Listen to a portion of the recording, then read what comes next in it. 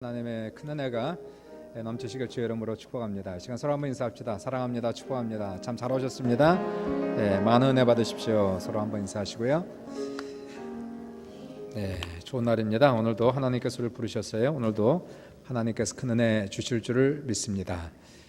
같이 한번 말씀 볼까요? 베드로전서 2장 21절부터 25절 말씀을 같이 보고 우리 교독하겠습니다. 21절로부터 25절까지 말씀입니다. 이를 위하여 너희가 부르심을 받았으니 그리스도도 너희를 위하여 고난을 받으사 너희에게 본을 끼쳐 그 자취를 따라오게 하려 하셨느니라.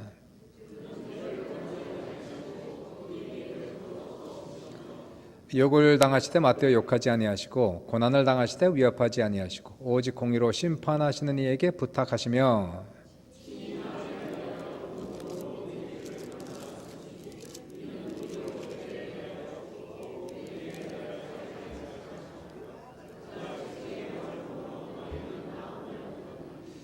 마지막 절은 같이 합독하겠습니다. 너희가 전에는 양과 같이 길을 잃었더니 이제는 너희 영혼의 목자와 감독 되신 이에게 돌아왔느니라. 아멘. 제목은 예수 그리스도의 자취를 따라서 이렇게 적어봤어요. 오늘 21절에 그 말씀이 나옵니다. 따라해 보실래요? 예수 그리스도의 자취를 따라서. 오늘 성경 말씀은 사도 베드로가 쓴 두 가지 편지 중에서 첫 번째 편지 베드로 전서가 되겠고요. 이 편지를 받아보는 수신자는 여러 지역에 흩어져서 살고 있는 성도들입니다. 흩어져서 나그네처럼 이민자같이 살고 있는 그러한 성도들이고, 그러니까 일반적으로 이 성도들은 가난하고 사회적 지위가 낮은 사람들, 백도 없고 돈도 없는 사람들이에요. 그러다 보니까 여러 지역에 살아가면서 억울한 일도 많고 부당한 일도 많이 당합니다. 더 나아가서 예수를 믿다 보니까 그 믿음 때문에 조롱을 당하기도 하고 그 믿음을 지키기가 상당히 어려웠던 그러한 시대를 살았던 성도들에게 보내는 편지입니다.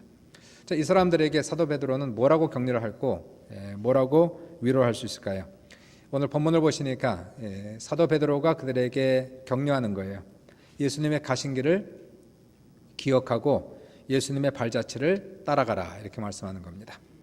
우리는 지금 사순절을 지나가고 있죠. 예수님께서 돌아가신 그 날을 기억하면서 이때는 주님을 묵상하고 주님의 가신 길을 조금 더 따라가고자 노력하는 그런 사순절이 되는데, 주님의 가신 길을 한번 살펴보면서 우리가 어떠한 자취를 따라가야 될까요? 첫 번째는 죄를 범치 말자. 22절 말씀이죠. 죄를 범치 말자.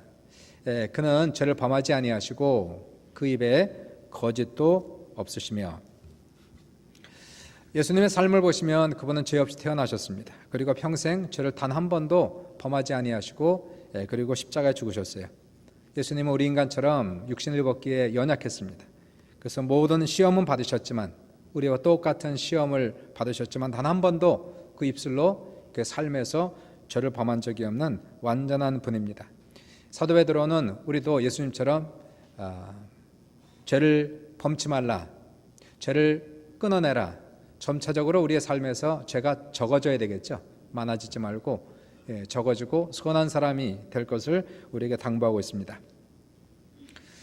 우리 예수 믿는 사람들, 특별히 이 자리에 있는 분들은 세상 사람들과 비교해 보면 그래도 착한 분들이에요. 그래도 선한 분들이 모여 있어요. 그럼에도 불구하고 우리는 세상 사람들보다 더 많이 죄로 인해서 갈등하고 죄책감을 느끼고 더 많이 회개를 합니다. 그 이유는 우리가 악해서가 아니고요, 못돼서가 아니라, 왜 우리는 더 많이 죄 때문에 갈등할까요? 그리고 회개를 더 많이 할까요? 그것은 우리의 기준이 틀려서 그래요. 우리의 목표가, 우리의 도덕적 수준이 틀려서 그렇습니다. 세상 사람들이 가지고 있는 기준과 우리의 기준이 틀립니다. 우리의 기준은 무엇입니까? 우리의 목표는 무엇입니까? 오늘 본문도 나오지만 예수 그리스도가 우리의 기준 되시고 성경 말씀이 우리의 기준 되고 목표가 된다는 것이에요. 우리의 목표는 예수님처럼 완전해지는 것입니다. 그리고 하나님 말씀대로 그렇게 살아가는 것이 우리 인생의 목표, 다시 말하여 100점이 우리 인생의 목적이라는 것이에요. 완전하게 살아가는 것이 우리 인생에서 갈망하는 그러한 부분입니다. 예수님께서 산상수훈에서도 말씀하지 않습니까? 마태복음 5장 38절로부터 43절을 읽어보시면 이런 말씀이 나와요. 악한 자를 대적하지 말라. 누구든지 내 오른쪽 뺨을 치거든 왼편도 돌려대고 속옷을 가지고자 하는 자에게 겉옷까지 내어주고 누구든지 너로 억지로 오리를 가거든 그 사람과 심리를 동행하고 네게 구하는 자에게 주고 꾸고자 하는 자에게 거절하지 말라. 너희 원수를 사랑하고 너희를 박해하는 자를 위해서 기도하라. 이같이 한즉 하늘에 계신 너희 아버지의 아들이 되리니 이는 하나님이 그 해를 악인과 선인에게 비추시고 비를 의로운 자와 불의한 자에게 내려주심이라. 그러므로 하늘에 계신 너희 아버지의 온전하심과 같이 너희도 온전하라. 이것이 우리의 도덕의 기준이고 목표가 되기 때문에 우리는 더 많이 갈등할 수밖에 없다는 사실을 알아야 되는 것입니다. 60점을 목표로 가는 사람은 65점만 맞아도 만족하지만 90점을 목표로 가는 사람은 70점을 맞으면 마치 땅이 꺼지는 것 같은 것이에요. 같은 차원입니다. 더 나아가서 우리 안에 계신 성령님이 계세요. 성령님의 역할은 우리의 죄를 책망하시는 분이십니다. 우리의 양심을 찌르는 분이에요. 과거에는 예수 믿기 전에는 죄를 알지 못했는데 죄책감을 느끼지 못했는데 이제는 성령께서 작은 죄까지도 용납하지 않으세요. 작은 죄까지도 우리 양심을 찌르시고 깨닫게 하시고 회개하게 하시고 버리게 하는 분이 바로 성령님이십니다. 예수님을 보시면은 그분은 어떠한 상황 속에서도 죄를 범치 아니하시고 어떠한 상황 속에서도 거짓을 말하지 않으셨어요. 거짓이 가득한 세상입니다. 이러한 세상에서 진리를 말하는 것은 대단히 어려운 것이에요. 정직하게 살아가는 것이 손해를 입는 세상입니다. 사실대로 말하면 나에게 엄청난 손해로 찾아올 때가 있다는 거예요. 죄와 좀 타협하면 거짓을 약간 섞으면 불리한 상황에서 벗어날 수 있고 많은 손해도 피할 수 있는 것이 이 세상이에요. 이러한 세상에서 정직해라, 진리대로 살아가는 것은 대단히 어렵지만 성경은 얘기하기를 우리는 죄와 거짓을 용납하지 말라라고 성경은 얘기합니다. 왜요? 예수님이 그렇게 사셨기 때문에 그렇다는 것이. 예수님은 진리만을 얘기했습니다. 빌라도 법정에서 거짓을 말할 수가 없었어요. 예수님이 조금만 타협했다면, 그때 조금만 타협했다면 주님은 십자가를 면할 수 있었어요. 그러나 그럴 수 없었습니다. 그분은 진리를 말할 수밖에 없었어요. 주님의 입에서는 오직 사실 외에는 다른 것이 나올 수가 없었습니다. 법정에서 말한 사실 때문에, 진리 때문에 예수님은 사형을 구형받고 십자가 이슬로 사라지는 모습을 우리가 보게 됩니다.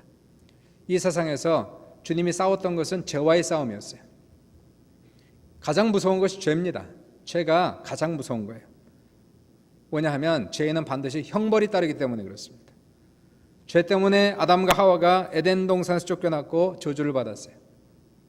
죄 때문에 온 세상이 홍수로 심판을 받았어요. 죄 때문에 소돔과 고모라가 불로 멸망을 당했습니다.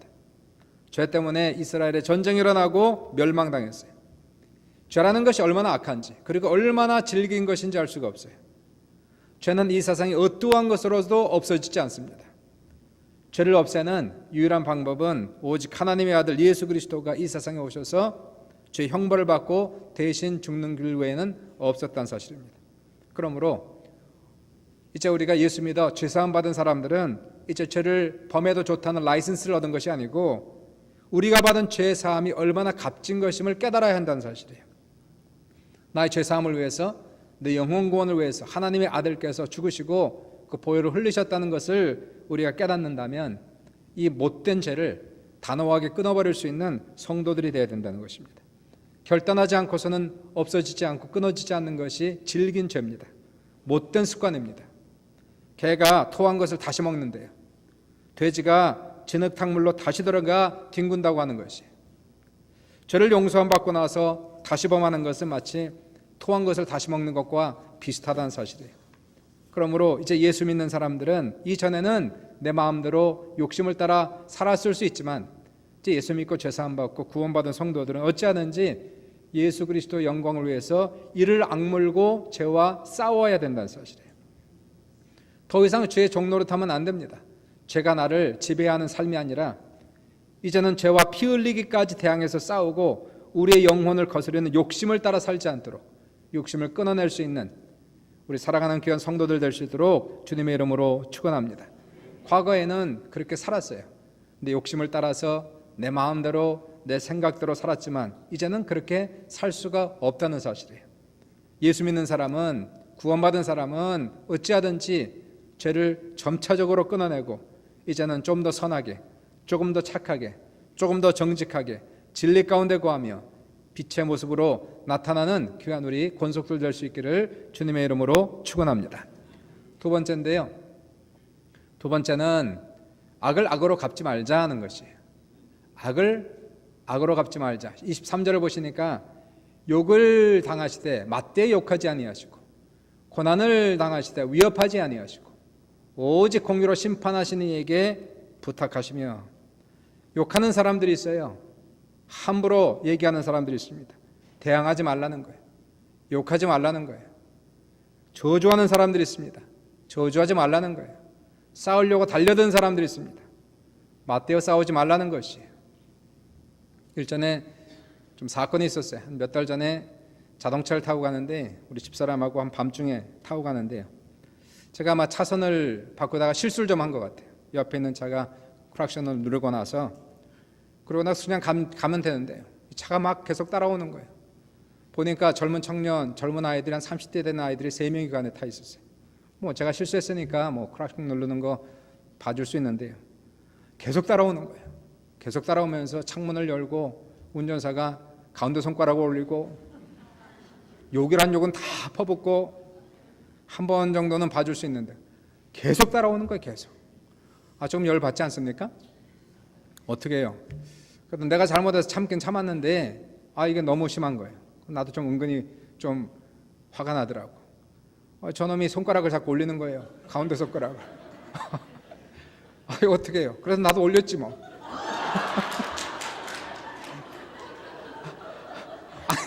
아니 뭐 어떻게? 손가락이 뭐 5개만 했어요. 5개 하나만 했습니까? 두 번째 손가락 올렸죠. 두 번째 손가락. 두 번째 손가락 올리고 또 욕할 수 있어요. 그래서 bless you 그랬지. 아마 그 사람은 제가 가운데 손가락 올린 줄 알았을 거예요. 그리고 아마 욕한 줄 알았을 거예요. 하여튼 근데 더 나가다 싸우겠더라고. 참았죠. 우리 집사람도 있고 해서 참았는데 한 5분 정도를 그렇게 하고 막 가는 거예요. 욕을 못하니까 싸우지 못하는 거예요. 욕을 잘해야 싸움도 잘하는데 우리 예수 믿는 사람은 싸우다가 욕을 못하니까 싸움을 못하는 거예요. 싸우는 자를 피할 수밖에 없습니다. 욕하는 자를 피할 수밖에 없어요. 저주하는 자를 피할 수밖에 없는 거예요. 욕하는 사람을 대항해 놓고 욕하지 말라는 거예요. 저주하는 사람, 싸우고자 하는 사람 대항해 싸우지 말라는 거예요. 더더욱이나 여기서 억울한 일을 당할 때가 있어요. 황당한 일 당할 때 있지 않습니까? 나하고는 내 죄가 아닌데 완전히 피해자가 될 때가 있어요. 다른 사람 때문에 큰 손해를 볼 때가 있어요. 이럴 때 어떻게 하겠느냐는 얘기. 성경을 보시니까 하나님께 맡기라는 거예요. 신원하시는, 판결하시는 하나님께 맡겨라. 하나님께서 신원해 주시리라. 성경을 보시면은 성경에 억울한 사람들 참 많이 있습니다. 요셉 같은 경우 정말 억울했어요. 형들에게 질투와 시기를 사서 빨가벗겨 종으로 팔리고, 그리고 형들은 요셉이 짐승에게 잡혀먹었다고 거짓말하고, 요셉이요 아무런 죄가 없이 종으로 팔려서 애굽에 가서 노예 생활을 시작하는 거예요. 하나님의 은혜로 열심히 일했더니 그래도 자리 잡고 성공할 만하니까 우리가 잘 알지만 그 주인의 아내가 유혹하기 시작하지 않습니까? 눈짓을 주고 유혹하고 그를 붙잡고 동침하자고 자꾸 얘기하고. 요셉이 하나님 앞에 난 죄를 범할 수 없습니다. 내 주인에게 죄를 범할 수 없습니까? 여자가 붙잡는 걸 뿌리치고 도망갔어요. 그러니까 여자가 나중에는 성추행했다고 누명 쓰는 거예요. 요즘 미투 사건 많지 않습니까? 미투. 성추행했다고. 붙잡혀서 자신은 정직을 지켰는데, 믿음을 지켰는데 오히려 누명 써서 붙잡혀서 온몸에 피가 나도록 곤장 맞고 깊은 감옥에 갇혔어요. 노예입니다. 사람이 아니라 노예였어요. 얘기할 수 없었어요. 아무도 듣는 사람이 없었어요. 더 나아가 성추행했다는, 주인의 아내를 성추행했다는 이러한 욕을 먹고 손가락질 당하고, 이러한 일들이 세상에서 있다는 거예요. 악한 사람들이 있어요. 못된 사람들이 있어요. 죽이고자 달려든 사람들이 있다는 사실이에요. 요즘에 미투, 나도 당했다, 그것 때문에 과거에 성폭력 당한 사건들이 속속히 드러나고 있지 않습니까? 수년 또는 수십 년 전까지 과거사까지 들춰내면서 많은 사람들의 죄악이 유명 인사들의 죄악이 드러나고 그들이 옷을 벗기 시작했어요. 긍정적이죠. 성적 문화를 바꿀 수 있으니까 이전같이 그렇게 함부로 할 수 없다는 것은 긍정적이지만 이제 한번 두고 보십시오. 조금 지나면 억울한 사람들이 반드시 나오게 돼 있어요. 그러지 않았는데 누군가가 거짓말로 누명을 씌워서 억울하게 만드는 그러한 사람들도 분명히 있다는 사실입니다. 그게 우리가 살고 있는 세상이라는 사실이에요. 미국 역사상 가장 오랫동안 억울한 누명을 쓰고 감옥살이한 사람이 있었어요. 이 두 사람인데 리키 잭슨이라는 사람과 라일리 브리지맨이라는 사람. 오른쪽에 있는 사람이 리키 잭슨, 왼쪽에 있는 사람이 라일리 브리지맨이라는 두 사람이에요. 1975년입니다. 75년 5월 25일 날 이 두 사람이 살인 누명을 쓰고 재판을 받았어요. 감옥에 갇혔습니다. 이 당시에 잭슨 19살, 브리지맨 20살. 이 두 사람이 그 당시에 이 사업가였던 해리 프랭크스라는 사람을 살해한 혐의로 체포가 됐어요. 검사 측과 합의하면서 유죄 인정하면 15년으로 줄여주겠다.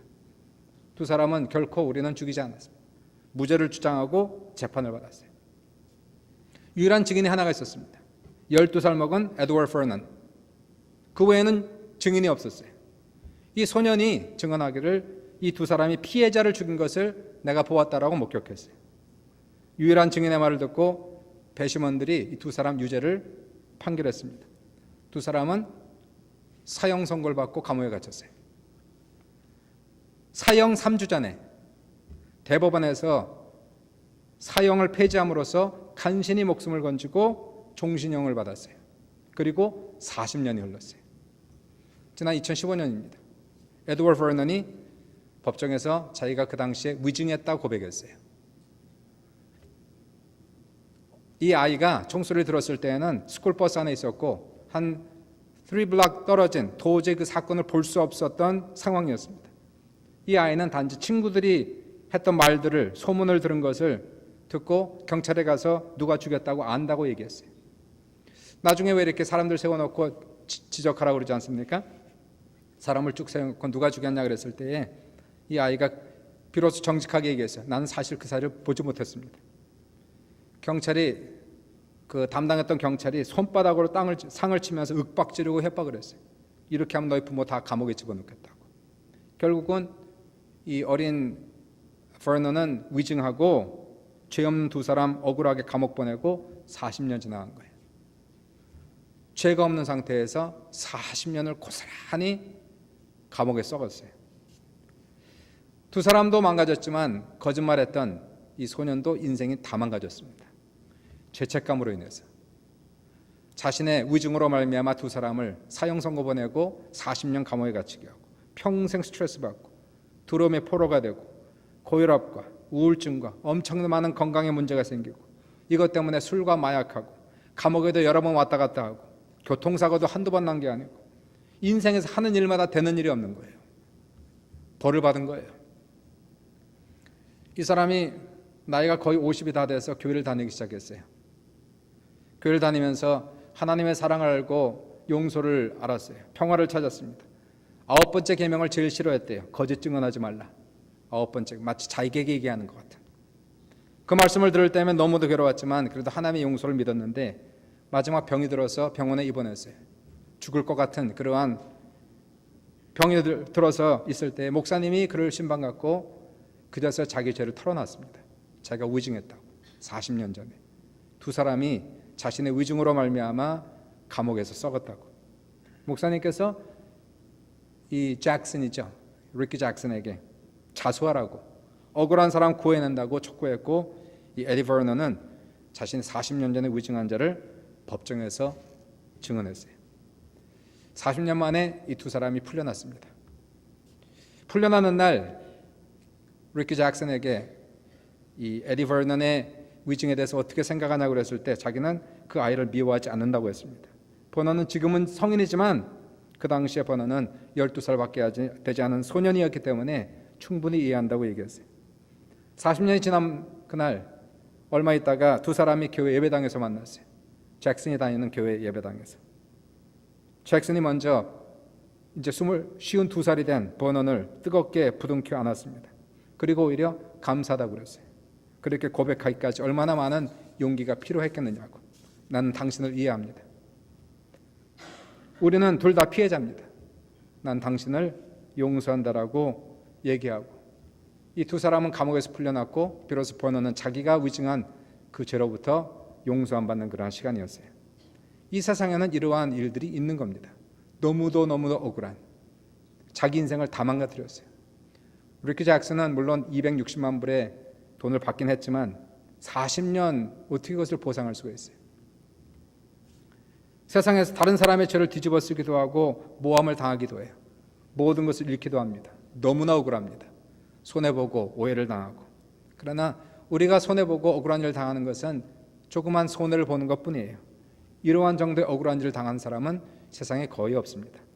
이런 일이 생길 때에, 뜻하지 않은 모함이 있을 때에, 오해가 있을 때에, 억울한 일이 있을 때에 싸우지 말라는 거예요. 대항하지 말라는 거예요. 하나님께 맡기라는 사실이에요. 눈이 있는 하나님께서 보지 않겠으며 귀가 있는 하나님께서 듣지 아니하시겠느냐는 얘기.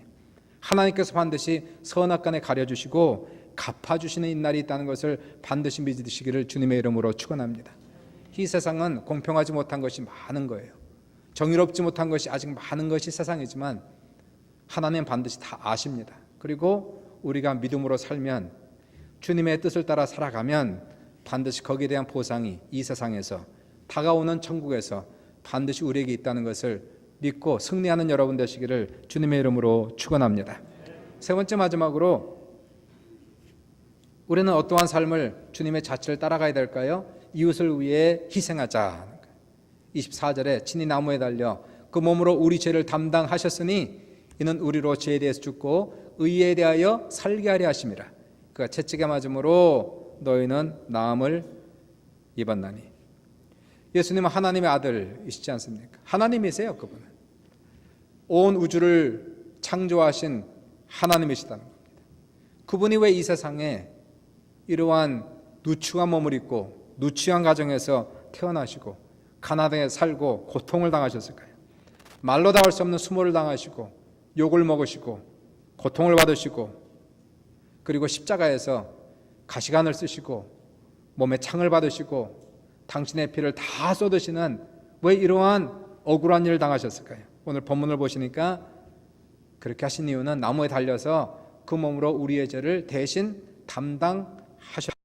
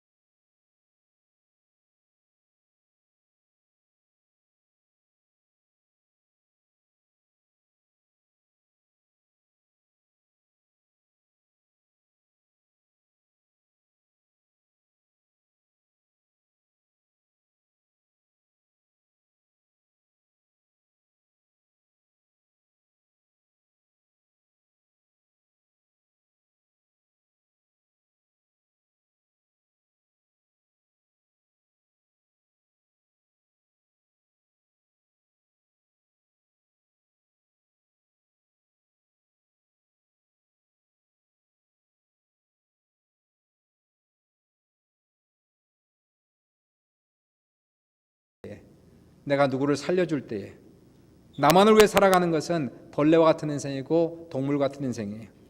사람은 그렇게 만들어지지 않았습니다. 하나님께서 중요한 의미를 우리에게 부여하셨어요. 하나님을 사랑하고 이웃을 사랑하며 섬기라고 만들어졌기 때문에 사람을 살리기 전까지는, 사람을 돕기 전까지는 인생은 아무런 의미를 발견할 수가 없는 것이에요. 우리가 잘 아는 플로렌스 나이팅게일은 현대 간호학의 어머니라고 불리는 여인이 됩니다. 이분은 이탈리아에서 부유하고 문화적인 교육을 받은 좋은 가정에서 자랐어요. 부모는 딸에게 결혼해서 행복한 가정을 이루라고 권유했지만 나이팅게일은 다 거부합니다. 허무주의에 빠졌어요. 인생의 의미를 찾을 수가 없었어요. 왜 사는지, 무엇을 위해 사는지 알 수가 없었어요. 31세에 그분은 일기에 이렇게 적습니다. 살아갈 의욕이 없다. 텅 빈 공허함, 죽을 수밖에 없다. 나의 삶의 목적은 무엇이며 가능성은 무엇인가? 이분은 허무주의에 빠져서 이제 죽음의 길을 찾아가고 있었어요.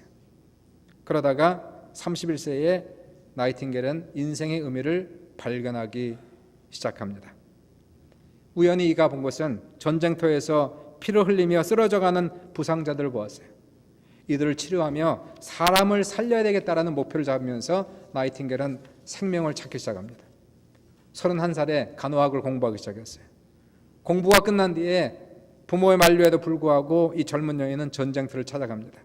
피 흘리며 쓰러지는 군인들을 아군이든 적이든 관계없이 치료해주고 사랑으로 돌보아주면서 3년 동안을 희생하며 살았어요. 군인들은 나이팅게일만 지나가게 되면 마치 예수님이 지나가는 것처럼 인사하고 경배했다라고 전해지고 있어요. 이러한 희생을 지나 나이팅게일은 현대 간호학에 기초를 놓게 되는 거예요. 병원마다 간호학을 제도화시키고 간호원이 없는 병원은 생각할 수도 없게 된 것은 나이팅게일 한 사람의 희생을 통해서 이루어진 겁니다. 31세 절망과 좌절과 허무 속에서 자살을 생각했던 나이팅게일은 사람을 살리는 것을 목표로 잡으면서 가장 고귀한 인생을 살아가게 된 것이, 인생의 가장 큰 의미는 어디서 오고 있을까요? 나의 성공, 나의 영달에서 오는 것이 아니고 인생은 그렇게 지어지지 않았어요. 하나님께서 우리에게 주신 의미는 하나님을 사랑하고 이웃을 사랑하고 섬김으로써 내 인생의 목표를 발견하는 것이, 나를 인해 다른 사람이 생명 얻는 것이 가장 큰 축복인 것을 믿고 나의 적은 정성, 적은 물질, 시간을 들여서 사람들 돕고 섬기는 귀한 성도들 될 수 있기를 주님의 이름으로 축원합니다. 사순절을 맞이하면서 우리가 누구인지 알아야 됩니다. 세상 사람과 틀린 우리는 그리스도인의 이름으로 살아가는 것이, 지난주에 저희 교회 자동차에 비로소 이름을 새겨 넣었어요. 토론토 순복음교회, 영어로 토론토 풀 가스펠 처치 이렇게 썼어요. 2개 벤트럭에 다 써서 이제 핀치에서 픽업할 때 우리 교회 차인 것을 볼 수 있도록 잘 새겨 넣었습니다. 하나는 제가 타고 다닌 차인데요, 아무래도 신경이 쓰여지는 거예요. 그 전보다는 더 신경이 쓰여질 수밖에 없는 거예요. 그 전에는 좀 실수해도 누군지 모르니까 괜찮은데 지금은 다 압니다. 토론토 순복음교회. 아무래도 교통신경을 더 신경 써야 되고 더 지키려고 노력할 수밖에 없게 되고, 그리고 스피드도 덜 내야 될 것이고, 욕먹으면 안 되니까 우리 교회가 욕먹으면 안 되고, 또 이거는 교회 찬 걸 알기 때문에 잘못하면 예수님께 영광이 되지 않기 때문에 조심할 수밖에 없는 거예요. 우리가 누구인지 알아야 되는 거예요. 우리는 그냥 다니는 것이 아니라 예수 그리스도의 이름을 명예를 걸고 다니는 그리스도의 제자인 것을 믿으시길 주님의 이름으로 축원합니다. 우리가 죄를 범하면 나 한 사람이 욕먹는 것이 아니라 교회가 욕을 먹어요. 예수님이 욕을 먹어요. 기독교가 욕을 먹는 거예요. 우리는 세상 사람들과 다른 모습으로 살아가는 것이에요. 뭔가 더 나은 모습으로. 이전에는 내 마음대로 욕심을 따라 살았지만 이제는 그럴 수가 없어요. 줄여나가는 거예요. 한꺼번에 다 끊을 수는 없어도 하나씩 둘씩 욕심을 끊어나가고 죄를 끊어나가면서 이전보다 더 성결하게, 거룩하게, 정직하게, 선하게 살아가는 것입니다. 이전에는 욕하고 싸웠지만 그것도 할 수가 없는 거예요. 이제는 모든 것을 하나님께 맡겨드리고 공의로 심판하신 하나님, 신원하신 하나님께 맡겨드리고 우리 입술에 거짓도 괴사도 없으며 한 걸음 더 나아가서 지금까지는 내 마음대로 나를 위해 살았지만 이제는 하나님을 위해서, 어떻게 하면 교회를 위해서, 어떻게 하면 이웃을 위해서 내 시간을 드릴 수 있을까? 물질을 드릴 수 있을까? 내 생명을 드릴 수 있을까? 나를 통해서 한 사람 두 사람을 살려낼 수 있는 귀한 삶을 살아간다면 우리는 예수 그리스도의 자취를 따라가는 아름다운 성도의 모습이 될 줄 믿습니다. 오늘도 그리고 이번 사순절 기간도 주님 기억하시면서 승리하는 귀한 시간 될 수 있기를 주님의 이름으로 축원합니다.